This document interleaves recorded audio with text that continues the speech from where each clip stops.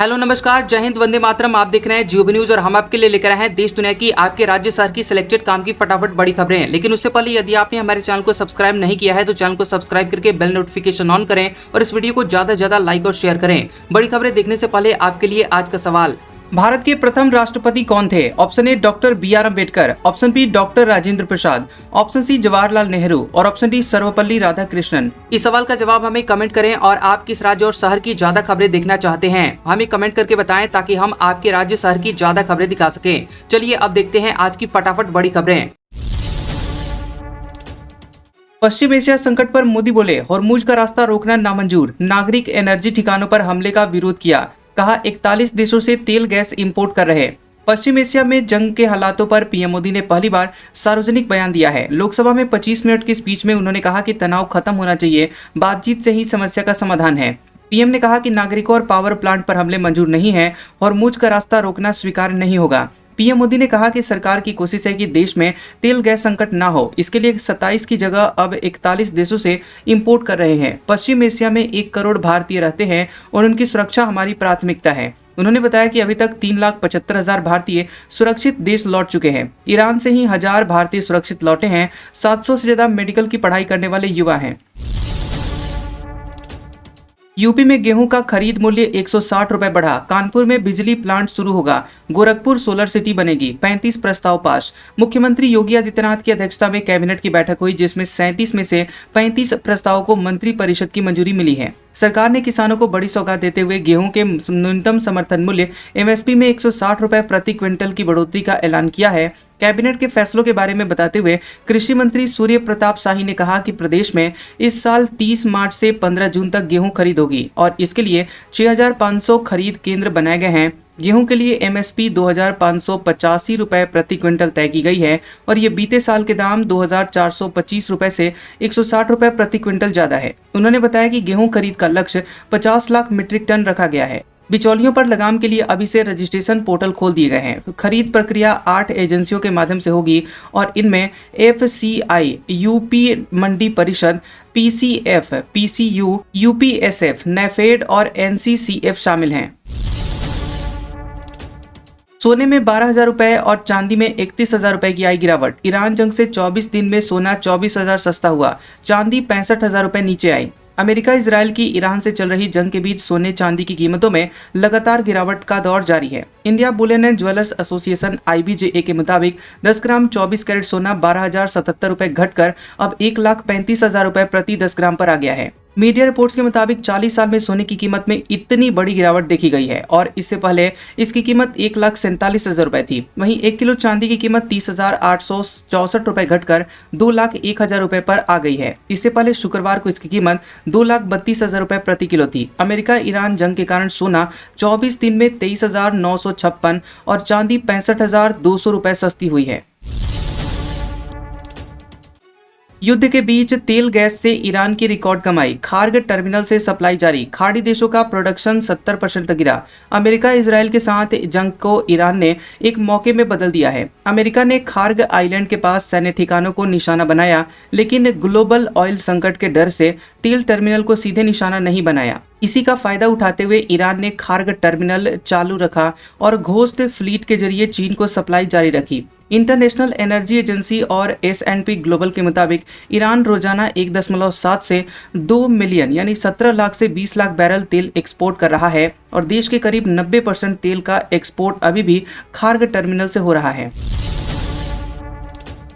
Trump के board of peace में funding से पीछे हटा इंडोनेशिया, $1 अरब अब नहीं देगा। इंडोनेशिया के राष्ट्रपति प्रबोवो सुबियांतो ने साफ कहा है कि उनका देश बोर्ड ऑफ पीस की अस्थायी सदस्यता के लिए $1 अरब नहीं देगा। उन्होंने अपने YouTube चैनल पर जारी किए गए वीडियो में बताया कि इंडोनेशिया ने सिर्फ शांति सैनिक भेजने की बात कही है, किसी तरह की आर्थिक मदद का वादा नहीं किया है। बोर्ड ऑफ पीस अमेरिकी राष्ट्रपति डोनाल्ड ट्रंप की पहल माना जा रहा है, जिसका मकसद गाजा में युद्ध को रोकने के लिए अमेरिका, कतर और मिस्र के साथ मिलकर काम करना है। प्रबोवो हाल ही में इस बोर्ड की एक बैठक में शामिल हुए थे, जिसके बाद इंडोनेशिया के कुछ मुस्लिम संगठनों ने उनके रुख की आलोचना की। उन्होंने गाजा के लिए करीब 8,000 शांति सैनिक भेजने का प्रस्ताव रखा था, जिस पर भी सवाल खड़े उठे हैं।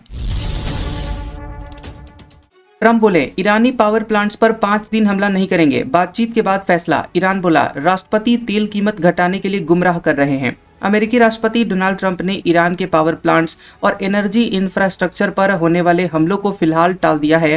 ट्रंप ने कहा है कि अमेरिका और ईरान के बीच पिछले 2 दिनों से चली बातचीत के बाद ये फैसला लिया गया है।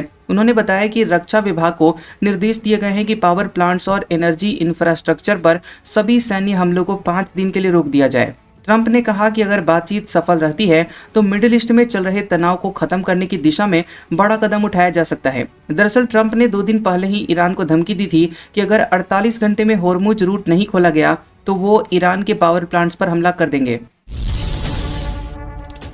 डिमोना शहर पर हमले से इजरायली डिफेंस की पोल खुली। 1500 किलोमीटर तय कर पहुंची ईरानी मिसाइलें। आखिर कैसे फेल हो गया थार्ड एरो और आयरन डोम? इजरायल के सबसे सुरक्षित इलाकों में उसका मुख्य परमाणु रिसर्च सेंटर माना जाता है। डिमोना न्यूक्लियर फैसिलिटी नेगेव रेगिस्तान में डिमोना शहर के पास स्थित है। यहाँ सुरक्षा बहुत कड़ी रहती है और इसे बचाने के लिए कई परतों वाली मिसाइल डिफेंस सिस्टम लगी हुई है। लेकिन शनिवार रात को एक चौंका देने वाली घटना घटित हुई। ईरान की 2 बैलिस्टिक मिसाइलें इजरायल के एयर डिफेंस को चकमा देकर डिमोना और पास के शहर अराद के रिहायशी इलाकों में गिर गई। रिपोर्ट्स के मुताबिक इसके लिए मिसाइलों ने 1500 किलोमीटर से ज्यादा की दूरी तय की। ये दोनों हमले करीब 3 घंटे के अंतराल में हुए हैं और दोनों हमलों को रोकने में आयरन डोम, डेविड्स स्लिंग, एरो 3 और अमेरिकी डिफेंस सिस्टम थार्ड फेल हो गए। इजरायल के रक्षा मंत्रालय के मुताबिक इस हमले में 180 लोग घायल हुए हैं, जिनमें कुछ की हालत गंभीर है। गुरुग्राम में खुला देश का पहला एलपीजी एटीएम। 24 घंटे मिल रहा है 10 किलो का सिलेंडर। लंबी लाइनों से राहत। गुरुग्राम के सोहना क्षेत्र में सेक्टर 33 स्थित सेंट्रल पार्क फ्लावर वैली में Bharat petroleum corporation limited BPCL ने देश का पहला एलपीजी एटीएम यानी गैस वेंडिंग मशीन शुरू की है। इसे भारत गैस इंस्टा एलपीजी नाम दिया गया है और ये उत्तर भारत में इस तरह का पहला स्वचालित सिस्टम है जो 24 घंटे खुला रहता है और घरेलू गैस सिलेंडर की तत्काल उपलब्धता सुनिश्चित करता है। वहीं पिछले कुछ महीनों में देश भर में एलपीजी की सप्लाई चेन में देरी, मिडिल ईस्ट में तनाव और पैनिक बुकिंग के कारण गैस सिलेंडर की कमी देखी जा रही है। कई इलाकों में उपभोक्ताओं को डिलीवरी के लिए दिनों का इंतजार करना पड़ रहा है। ऐसे में गुरुग्राम में ये एलपीजी एटीएम एक बड़ी राहत लेकर आया है। ये मशीन एटीएम की तरह ही काम करती है और उपभोक्ता खाली सिलेंडर लाकर कुछ ही मिनटों में भरा हुआ सिलेंडर प्राप्त कर सकते हैं। प्रक्रिया पूरी तरह से डिजिटल और संपर्क रहित यानी कॉन्टैक्टलेस है। शंकराचार्य 2,18,000 सैनिकों की चतुरंगिनी सेना बनाएंगे। काशी में कहा, गाय, शास्त्र और मंदिर की रक्षा करेंगे। पहले रोकेंगे, टोकेंगे और फिर ठोकेंगे। वाराणसी में शंकराचार्य स्वामी अभिमुक्तेश्वरानंद सरस्वती ने चतुरंगिणी सेना बनाने का ऐलान किया है। उन्होंने कहा कि चतुरंगिणी सेना में 2,18,700 सैनिक होंगे और इसमें देश भर से लोग भर्ती होंगे। उन्होंने बताया कि ये सेना गोरक्षा, धर्म रक्षा, शास्त्र रक्षा और मंदिर रक्षा का कार्य करेगी और उनकी ड्रेस पीली होगी। हाथ में फरसा यानी परशु होगा। अभिमुक्तेश्वरानंद ने चतुरंगिणी सेना बनाने के लिए श्री शंकराचार्य चतुरंगिणी सभा का गठन किया है। इसमें 27 सदस्य होंगे और इसका अध्यक्ष वे खुद होंगे। शंकराचार्य ने अपनी सेना के काम करने के तरीके के बारे में बताया। उन्होंने कहा कि पहले टोको यानी टोकेंगे, कहो कि ये गलत हो रहा है, नहीं माने तो रोको, भाई आपको रुकना पड़ेगा, नहीं तो फिर ठोको। ठोको का मतलब सीधे प्रहार करना नहीं है, मुकदमा करना, शिकायत करना, पंचायत करना भी ठोको में आएगा। ये सभी संवैधानिक तरीके अपनाते हुए काम करेंगी। फरीदाबाद में पाकिस्तानी जासूस अरेस्ट। पेट्रोल पंप पर चला रहा था पंचर की दुकान। सैनिकों के फोटोज भेजता था। हर फोटो पर मिलते थे उसको 6,000 रुपए। हरियाणा के फरीदाबाद में पाकिस्तान की जासूसी करने वाले गैंग के मेंबर नौशाद अली उर्फ लालू को गाजियाबाद पुलिस ने गिरफ्तार किया है। नौशाद पेट्रोल पंप पर 3 महीने से पंचर बनाने की दुकान चला रहा था। नौशाद रेलवे स्टेशन सुरक्षा बलों के फोटो वीडियो बनाता था और उसे व्हाट्सएप ग्रुप्स के जरिए पाकिस्तान को भेजने का काम करता था। इसके लिए एक फोटो पर उसे 4,000 से 6,000 रुपए तक मिलते थे। वहीं डीसीपी सिटी धवल जायसवाल ने बताया कि अभी तक इनमें गैंग के सरगना मेरठ के सुहेल समेत 22 आरोपियों की गिरफ्तारी हो चुकी है। पुलिस ने नौशाद के अलावा औरंगाबाद की मीरा को भी अरेस्ट किया है। एक आरोपी नाबालिग है। तीनों ने बताया कि सुहेल ने ही हमें ग्रुप में जोड़ा था। प्रयागराज में पूर्व मंत्री का कोल्ड स्टोरेज ढहा, 4 की जान गई। मलबे से 17 लोगों को बाहर निकाला गया। प्रत्यक्षदर्शी बोले धमाका हुआ था। उत्तर प्रदेश के प्रयागराज में सोमवार दोपहर को करीब 1:30 बजे तेज धमाके के बाद कोल्ड स्टोरेज की एक बिल्डिंग ढह गई। मलबे में करीब 20 मजदूर दब गए। हादसे में 4 मजदूरों की जान चली गई। मरने वालों में पीलत चौधरी, मशिंदर, ज्योतिष और जगदीश शामिल हैं। जगदीश प्रयागराज और बाकी के तीनों बिहार के रहने वाले थे। हालांकि प्रशासन ने अभी मौतों की पुष्टि नहीं की है। प्रशासन 7 जेसीबी से रेस्क्यू ऑपरेशन चला रहा है और अब तक 17 लोगों को मलबे से बाहर निकाला गया। एसडीआरएफ और एनडीआरएफ की टीमें मौके पर हैं। ये कोल्ड स्टोरेज समाजवादी पार्टी नेता और पूर्व मंत्री अंसार अहमद का है। प्रत्यक्षदर्शियों का कहना है कि पहले अमोनिया गैस स्टोरेज टैंक में विस्फोट हुआ था। इससे आरसीसी पिलर स्ट्रक्चर ढह गया, फिर बिल्डिंग भरभरा कर गिर गई। पंजाब अफसर साइड केस में पूर्व आम आदमी पार्टी के मंत्री गिरफ्तार। भुल्लर ने सरेंडर करने का दावा किया। अमित शाह ने कहा था, सीबीआई जांच करा दूंगा। पंजाब में वेयर हाउस के district manager DM Gagandeep Singh Randhawa के साइड केस में आम आदमी पार्टी सरकार के पूर्व मंत्री लालजीत भुल्लर को गिरफ्तार कर लिया गया है। अमृतसर के डीसीपी रविंदर पाल ने कहा कि उन्होंने फतेहगढ़ साहिब पुलिस की मदद से लालजीत सिंह भुल्लर को मंडी गोविंदरगढ़ से गिरफ्तार किया है। बता दें कि डीसीपी ने कहा है कि भुल्लर को कोर्ट में पेश करेंगे। अमृतसर पुलिस भुल्लर को लेने फतेहगढ़ साहिब पहुंची है। वहीं लालजीत सिंह भुल्लर ने सोशल मीडिया फेसबुक पर पोस्ट डालकर दावा किया कि उन्होंने सरेंडर किया है। गिरफ्तारी के बाद जायसवाल गुलाबचंद कटारिया ने भुल्लर का इस्तीफा मंजूर कर लिया है।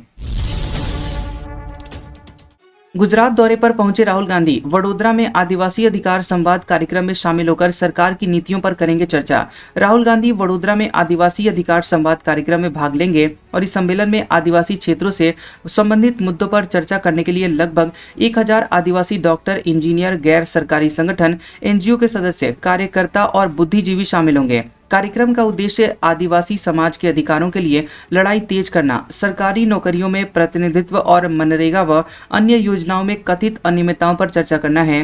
कार्यक्रम में गुजरात के विभिन्न क्षेत्रों से आदिवासी कार्यकर्ता और बुद्धिजीवी शामिल होंगे। जम्मू यूनिवर्सिटी में जिन्ना से जुड़े हुए टॉपिक्स हटाने की सिफारिश, अल्पसंख्यकों का नेता बताया। नए सिलेबस में जिन्ना, सर सैयद और इकबाल को जोड़ा था। जम्मू यूनिवर्सिटी में एमए पॉलिटिकल साइंस के सिलेबस से मोहम्मद अली जिन्ना, सर सैयद अहमद खान और मोहम्मद इकबाल से जुड़े हुए टॉपिक्स हटाने की सिफारिश की गई है। ये सिफारिश विभागीय मामलों की समिति डीएसी ने की है। अब इस पर अंतिम फैसला 24 मार्च को बोर्ड ऑफ स्टडीज की बैठक में होगा। उधर कांग्रेस का कहना है कि सिलेबस को लेकर विवाद जानबूझकर खड़ा किया जा रहा है। सुप्रीम कोर्ट की बिल्डिंग पर राष्ट्रीय प्रतीक लगाने की मांग, याचिका खारिज। सीजेआई बोले ये मामला न्यायिक नहीं है, प्रशासनिक स्तर पर देखा जाएगा। सुप्रीम कोर्ट ने सुप्रीम कोर्ट की बिल्डिंग के गुंबद पर राष्ट्रीय प्रतीक लगाने की मांग वाली याचिका खारिज कर दी। कोर्ट ने कहा कि ये मामला न्यायिक नहीं है बल्कि प्रशासनिक स्तर पर विचार का विषय है। यह याचिका बदरवाड़ा वेणुगोपाल उर्फ बड़ा खतरनाक की तरफ से दायर की गई थी और चीफ जस्टिस सूर्यकांत की अध्यक्षता में जस्टिस जॉय माल्या बागची और जस्टिस विपुल पंचोली की बेंच ने याचिका पर सुनवाई की। सीजेआई ने सुनवाई के दौरान कहा कि सुप्रीम कोर्ट की नई बिल्डिंग बन रही है और इस मुद्दे पर उस समय विचार किया जा सकता है। याचिकाकर्ता ने मौजूदा भवन पर राष्ट्रीय प्रतीक लगाने की मांग की और इस पर कोर्ट ने आश्वासन दिया कि इसके बारे में सोचा जाएगा, लेकिन ऐसे मामलों को याचिका के जरिए नहीं उठाया जाना चाहिए। सुप्रीम कोर्ट के जज बोले जुडिशरी हद से ज्यादा सख्त हो रही है, इसलिए लोग जेलों में सड़ रहे हैं। यह विकसित भारत का आदर्श नहीं हो सकता। सुप्रीम कोर्ट के जज जस्टिस उज्जवल भुइया ने कहा कि जुडिशरी के कुछ हिस्से more loyal than the king syndrome से ग्रसित है, यानी कि ये हिस्से राजा से भी ज्यादा वफादार होने की प्रवृत्ति अपना चुके हैं। इसके कारण ही लोग महीनों तक जेलों में सड़ते रहते हैं। उस जस्टिस उज्जवल भुइया ने ये बात बेंगलुरु में हुए सुप्रीम कोर्ट बार एसोसिएशन की पहली नेशनल समिट के दौरान कही है। विकसित भारत में न्यायपालिका की भूमिका विषय पर पैनल डिस्कशन के दौरान जस्टिस उज्जवल भुइया ने कहा कि कुछ मामलों में सिस्टम इतना ज्यादा सख्त हो रहा है कि जरूरत से ज्यादा केस दर्ज हो रहे हैं। कांग्रेस का ब्रिक्स प्लस समिट को लेकर पीएम से सवाल पूछा, पश्चिम एशिया संकट पर समिट आगे क्यों नहीं बढ़ा रहे विश्वगुरु। कांग्रेस ने प्रधानमंत्री नरेंद्र मोदी पर निशाना साधते हुए सवाल उठाया कि वेस्ट एशिया संकट से निपटने के लिए ब्रिक्स प्लस समिट को आगे क्यों नहीं बढ़ाया जा रहा है। पार्टी का आरोप है कि मोदी अमेरिका और इजराइल को नाराज नहीं करना चाहते। कांग्रेस महासचिव जयराम रमेश ने एक पोस्ट में कहा कि भारत इस साल नई दिल्ली में 18वीं ब्रिक्स प्लस समिट की मेजबानी करने वाला है। ऐसे में सरकार को वेस्ट एशिया संकट पर कूटनीतिक पहल के लिए इस मंच का इस्तेमाल करना चाहिए। खुद को विश्वगुरु बताने वाले प्रधानमंत्री इस दिशा में पहल क्यों नहीं कर रहे हैं।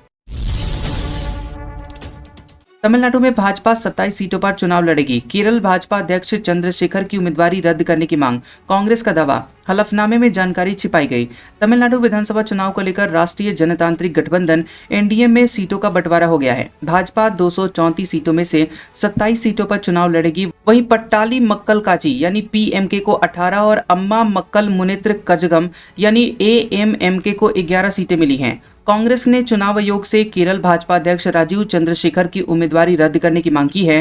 कांग्रेस का आरोप है कि चंद्रशेखर के पास कोरमंगला में 49,000 स्क्वायर फीट का करीब 200 करोड़ रुपए का बंगला है, जिसकी जानकारी हलफनामे में छिपाई गई।